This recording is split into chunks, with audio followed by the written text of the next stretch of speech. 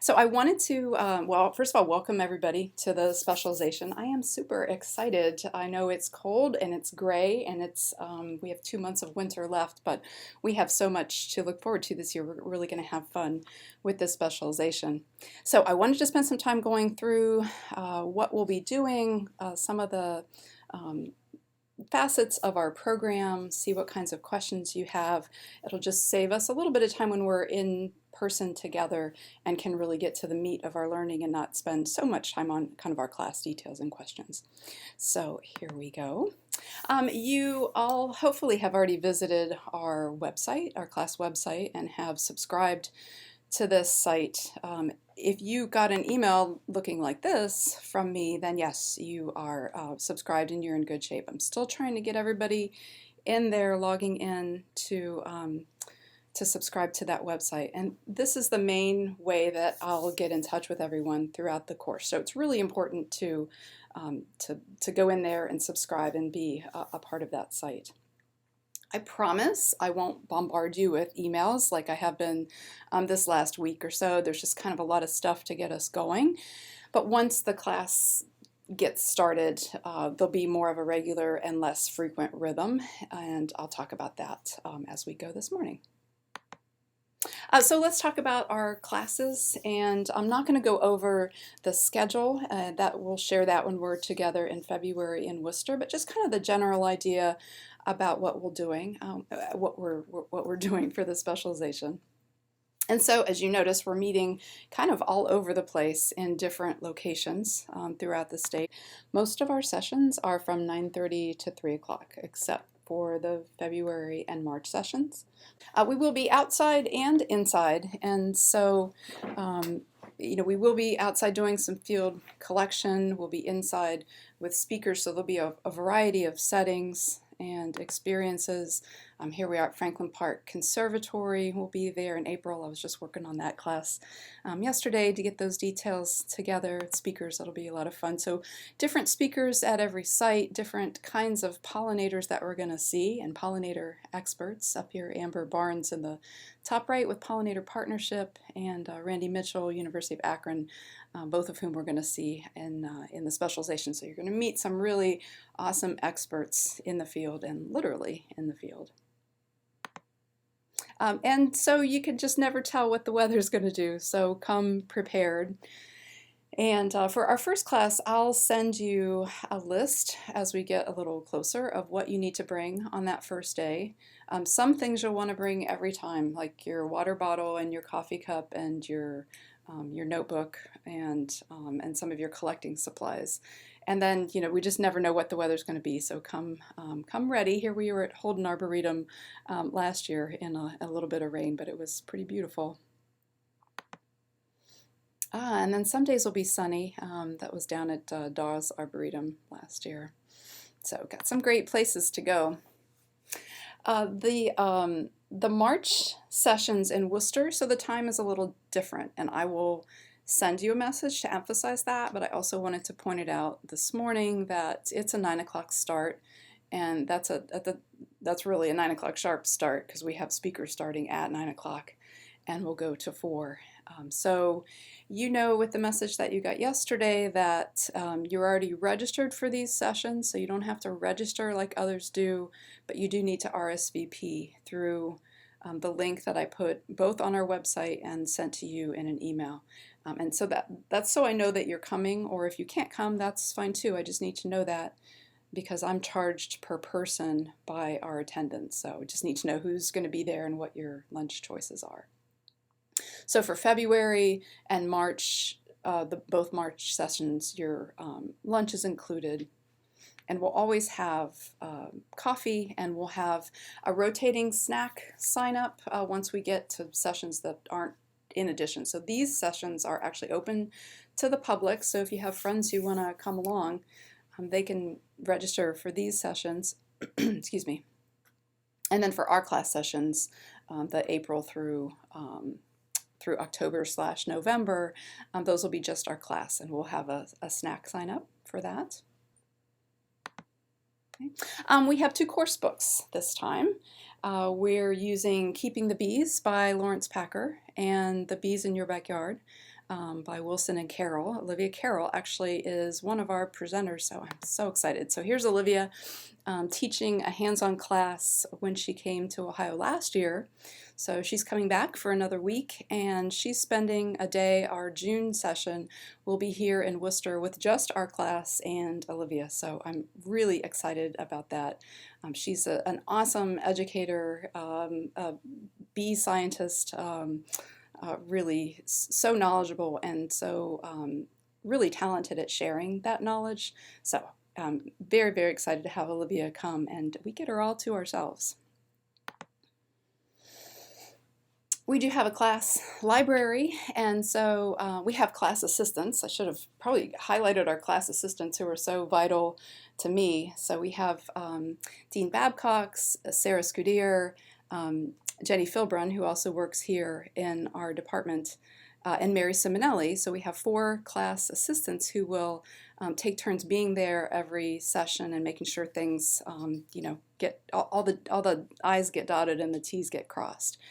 And so toting the library will be part of that, the job of the volunteer assistants. And some of the titles in that library are these 2 Dave Goulson books, Bumblebees and A Sting in the Tail, and also the Xerces, Attracting Native Pollinators, and other books. And so the idea with the library is that you can borrow titles as you're interested, but check one out, say in April, and keep it as long as you need to get through it. And when you bring it back, then you can check out another book. So we'll have a variety of books in there for you to take a look at. Okay, and we're gonna really get up and close with bees in this class, and really focusing on bumblebees, or kind of with a strong focus on bumblebees. So we're gonna talk in general about lots of different kinds of pollinators, but bees really as the clear most important pollinators as a group. And then we're going to spend a good deal of time with bumblebees, and hopefully you'll be able to identify a few of our most common bumblebees by the time the class is over. And there's a couple different ways then that we'll be making that part of the class. So we will be compiling, or you will be compiling bee collections.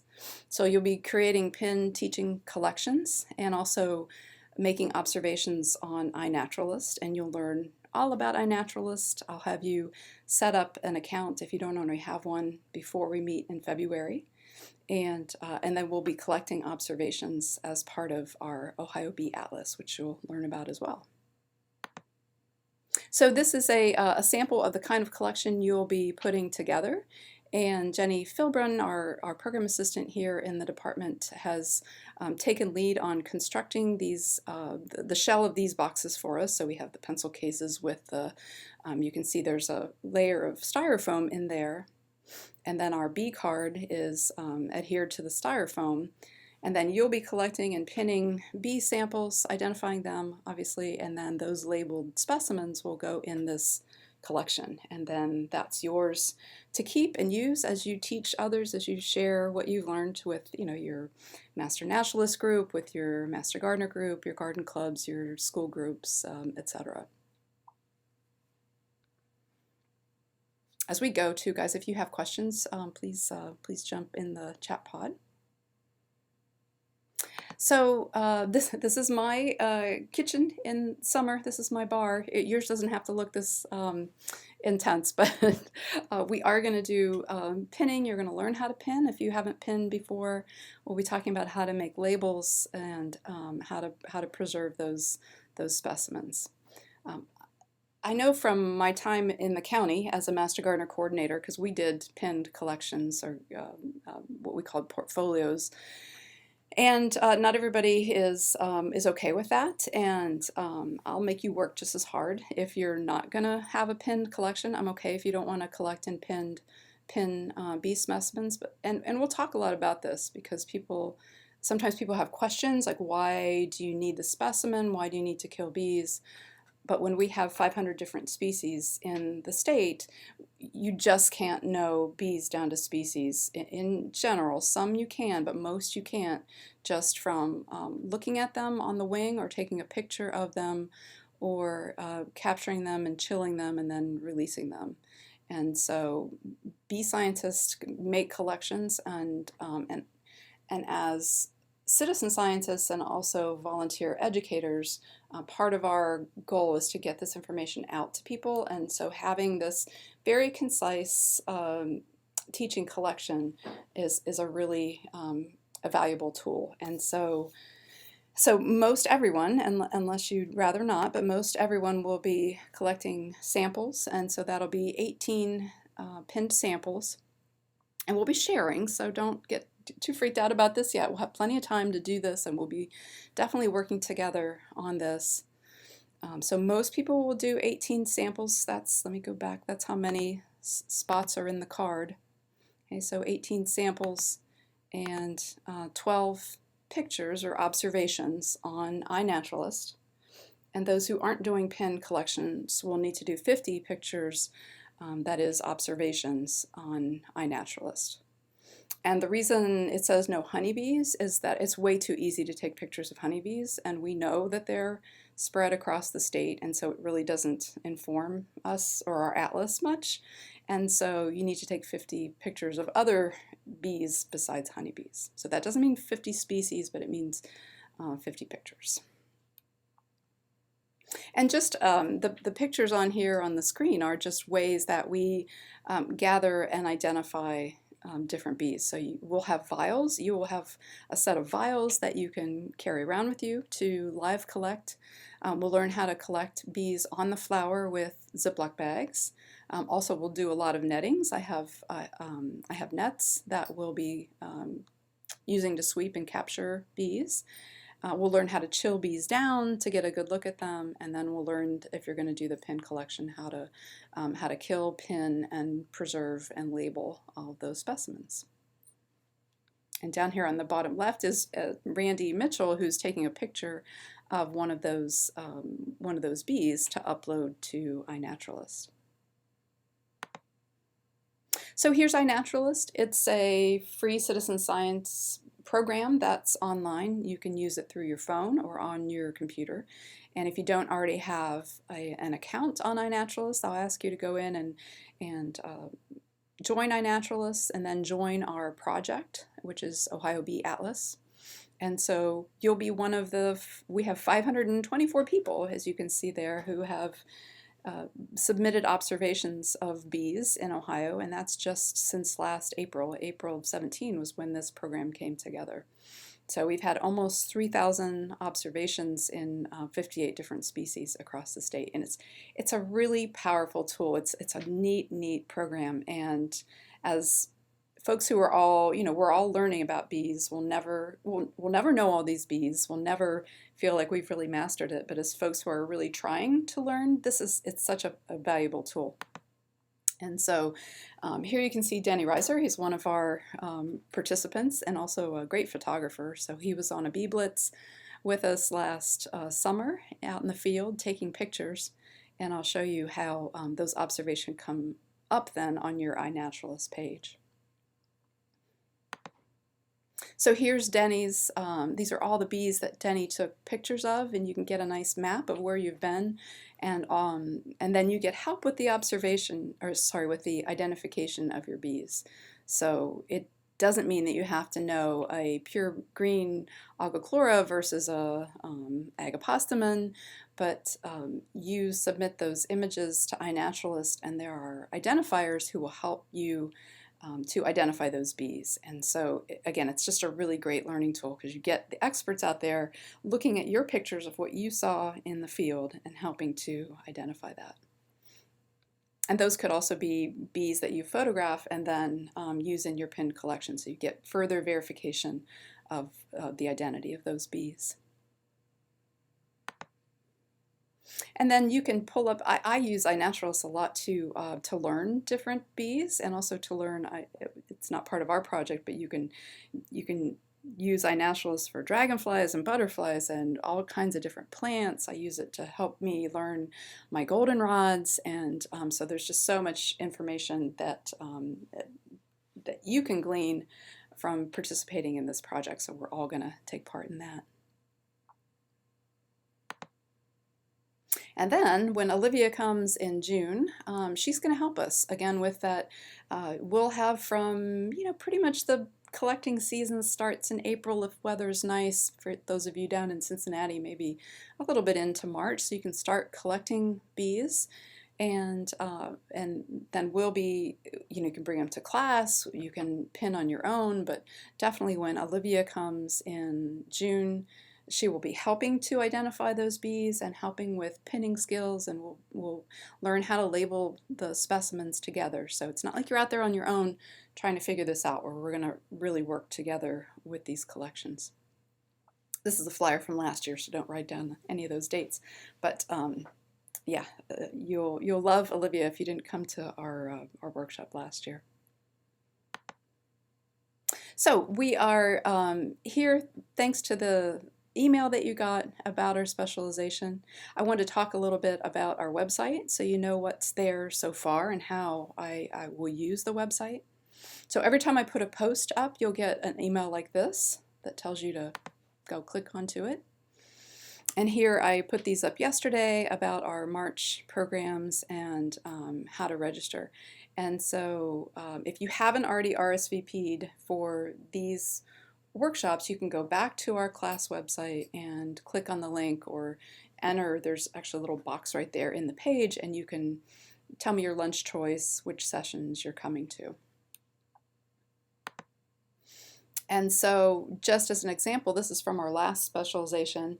We, as often as I can, I will make the PowerPoints of our different presenters accessible to you. So here, Jessie Lanterman did an awesome session for us at Hiram on her bumblebee study, and she was nice enough to share the PowerPoint, so I posted that on our class website in a post, and you could then access that slide set. You could, I think she gave us permission, you could download that and go through that on your own. So that's one of the ways that we'll use the website. I'll also use the website to give you a heads up. So about a week before each of our sessions, I will send you a confirmation, yes, we're going, and here's where we're going. I'll send you the map, I'll send you the link, and usually tell you a little bit about the presenters or what we'll be doing so that you can come, you find your way there, you'll have the map, and kind of be prepared for what's going to happen. You can ask questions on the website. You can also email me questions. If you ask them on the website, that's just nice because it'll go to everyone, and you probably have a question that everybody else has too. Or you can always email me, which is really the best way. The quickest way to hear back from me is just to email me. A couple other things. This is our homepage then on the website. If you click on the About tab, you'll see the little drop down that shows here on the screen with our list of class participants and also as a PDF. So the one is a Google Doc, it's a spreadsheet, and then the PDF is the current list of all our participants, which may change just a little.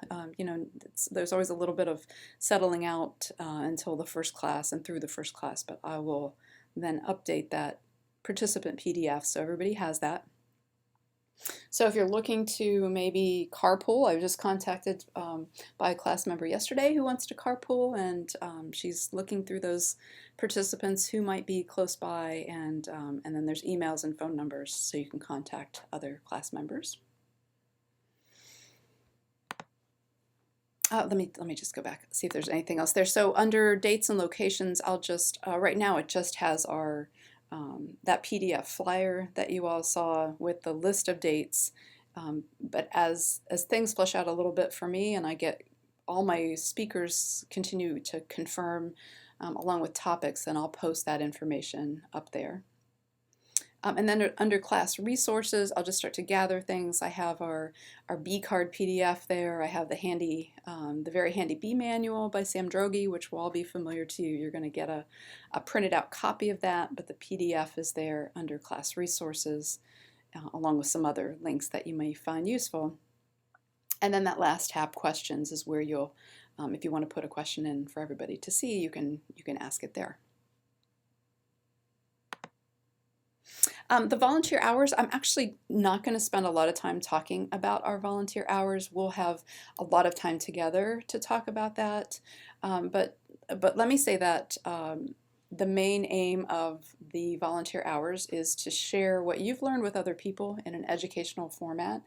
And so that could be working with a display garden, working with teaching a group, leading a walk, um, organizing a bee blitz. So there are lots of different opportunities to share what you've learned in an educational way. So that's really the focus of the volunteer hours. So something like, uploading continued observations on iNaturalist isn't necessarily, I mean, it helps the Ohio Bee Atlas project, but it's not necessarily helping with outreach to other people. So that's really my goal with those volunteer hours for you. The nice thing about the specialization is that I'm perfectly fine with double dipping.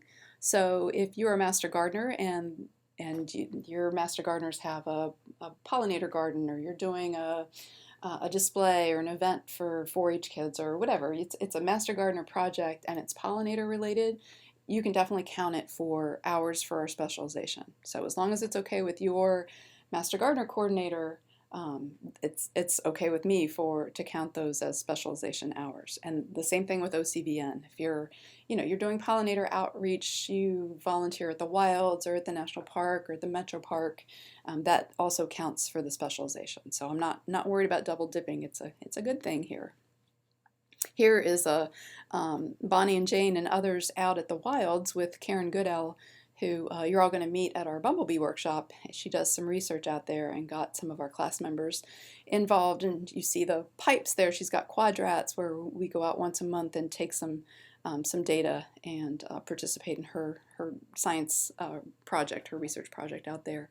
And so there'll be opportunities that I know about that I'll pass on, and then you can also, locally connect with pollinator-related projects. And so there'll be lots of sharing about those volunteer hours as we go. Once the class starts in February, those volunteer hours can start, so you don't have to get all the class hours in and then start your volunteer hours. So some people really, are able to accrue a lot of volunteer hours, which that's totally up to you, but there's that opportunity for you. And here's Dean out there in the field throwing that quadrat, and Dawn out there at the wilds. Really beautiful day. We didn't always have sun like that, but it's pretty amazing.